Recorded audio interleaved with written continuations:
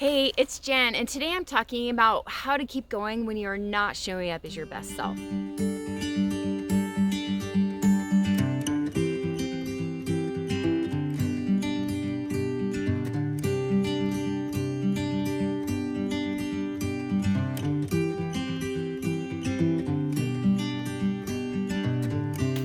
Hey, I'm Jen Anderson. I'm an empowerment life coach with Stronger Because Coaching. And one of the things I do is I help people learn how to keep trying, even though they feel like they're failing over and over and over again. Now, whether we are aware of it or not, we are always creating the person we are getting ready to be. Now, sometimes we become aware of something that we just really want to change. Sometimes we want to be happier. Sometimes we want to improve a relationship, or there's something that we want in our lives, a goal of some kind. Now, if we were looking at Pinterest, this is what it would look like. We find a project that we really want to DIY. It looks cute. We think it'll be useful. We go out and we buy all the tools, try it, and then sometimes it just does not work out the way we thought it would.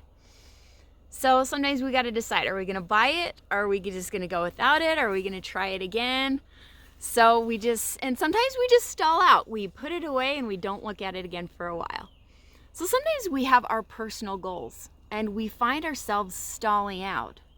We may have lost motivation, lost hope, and it's like putting the project away and not wanting to look at it for a while because we can't stand that it just didn't work out how we wanted it to.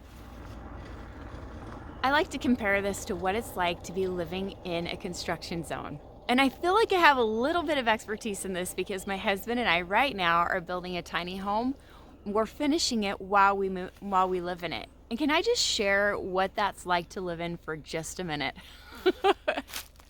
So we have a lot of tools in our house. It's pretty messy. There's not a place for everything quite yet.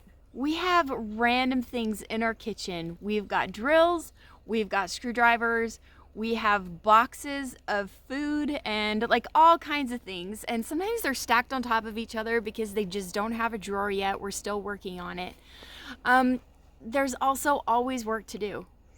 We always have the choice on Friday night. Do we sit and try to be comfortable, or we do something else that will make us more comfortable next week, like plumb a kitchen sink? We are often doing and then undoing because we're doing a lot of this stuff for the first time. We'll do our very best, find out that it didn't work, we'll have to take it apart and start over again, sometimes from the very start. We don't always know how to do what it is that we need to be doing. And oftentimes we're sitting there wondering, where do we even start? That's happened. And actually, when we very first brought the tiny home onto the property, I sat there for a moment. I was by myself after the builder left and I was there without the electrician. I sat there and cried for just a minute because I'm like, what did we do? What did we just get ourselves into?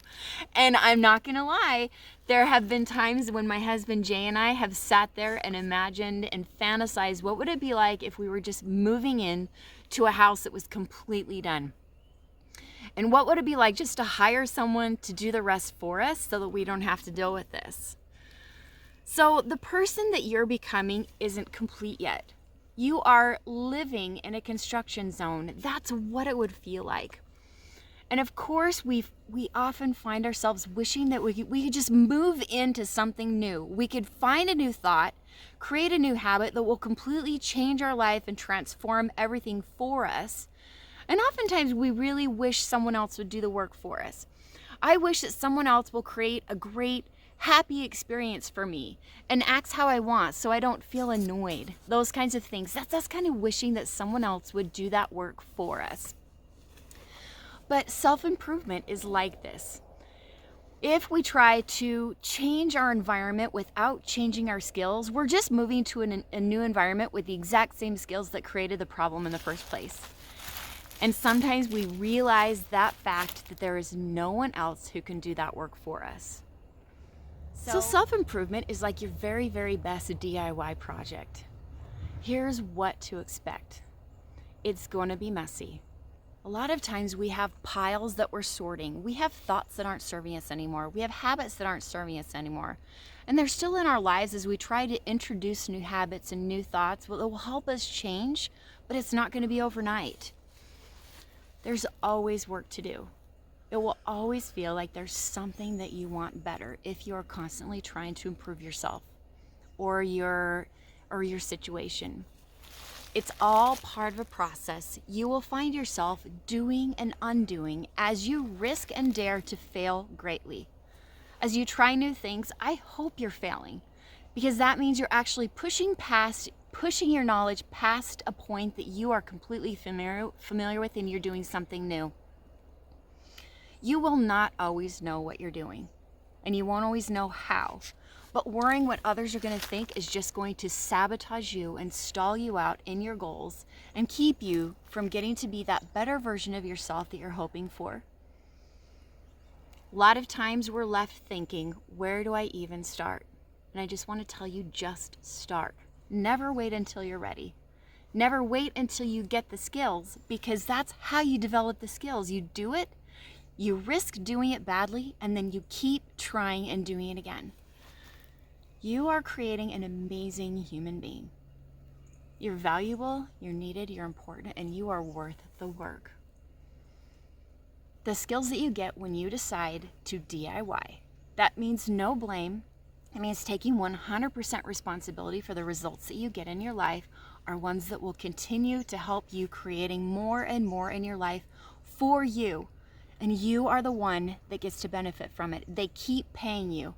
And you get the greater skills and greater capacity to keep creating more happiness, more love, more generosity, more things in your life. Can't wait to see that happen. Could you use some insight into how to apply these things into your life today? Just find a link for a free consult on strongerbecause.com.